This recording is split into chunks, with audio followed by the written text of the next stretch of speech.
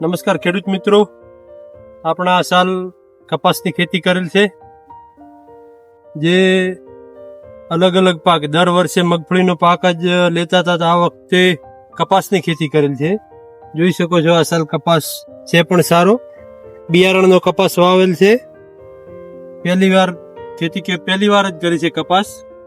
આપણા એરિયામાં કપાસ આ બાજુ પેલા વાવેતર બધા કરતા, પણ અત્યારે વાવેતર કપાસનો બિલકુલ ઓછો થઈ ગયેલ. પણ અત્યારે કપાસ છે પણ સારો, હાઈટ પણ ફૂલ થયેલ છે.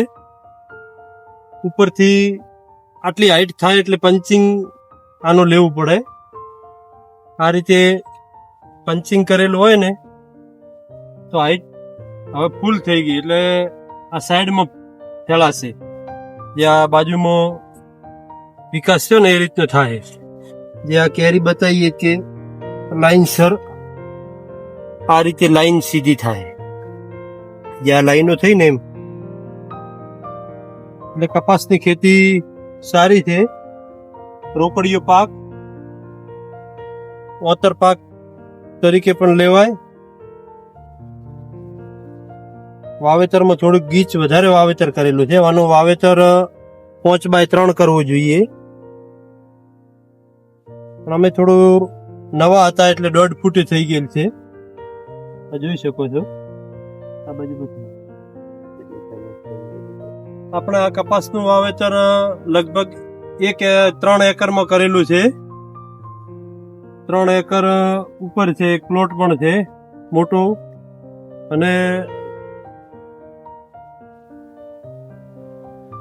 6 મહિનાની 1 તારીખનું વાવેતર છે. 6 મહિનાની 1 તારીખ એટલે લગભગ 2-2.5 મહિના જેવું થઈ ગયું. 8મો પૂરો થવા માથે, એટલે 3 મહિના થઈ ગયા. 3 મહિના 9મા મહિનાની 1 તારીખ આવે એટલે 3 મહિના પૂરા થઈ જાય. ને 3 મહિનામાં કપાસનો વિકાસ પણ સારો છે. કપાસમાં દવાની જરૂરિયાત પહેલા વધારે રહેતી હતી, પણ આ કપાસમાં અજીતનું બિયારણ છે. અજીતમાં દવાની જરૂરિયાત રહેતી નથી એટલી, ને માલ પણ સારો બેસે છે. બીજા ખાતરોમાં પણ જો ઉનાળે છોણિયું ખાતર આલેલું હોય તો બીજા ખાતરની પણ જરૂરિયાત રહેતી નથી. ડીએપી થોડું ખાતર આપેલું હોય ને ઓર્ગોનિક કરેલું હોય તો પણ સારું જ થાય છે. ખેડૂત મિત્રો, કપાસની ખેતી મગફળી કરતા ઓછા ખર્ચે, કપાસમાં સ્ટાર્ટિંગમાં ઓળાની જરૂરિયાત રહે છે, જે કપાસ પડે નહીં. જે આ રીતે જમીનથી ઓટા કરવા પડે છે. જે નાનો હોય જે સમય, એ સમયે જો ઓટા કરેલા હોય તો કમ્પ્લીટ આ રીતનું હોય છે. જોઈ શકો છો કપાસ તમે. હાઈટ પણ, કેરી પણ લગભગ 100 કેરી બની ગઈ છે. 80-100 કેરી તૈયાર થઈ ગઈ છે.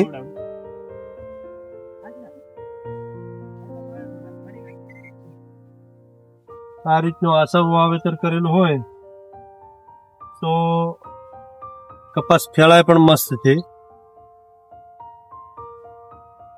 આવી રીતનું તૈયાર થાય છે.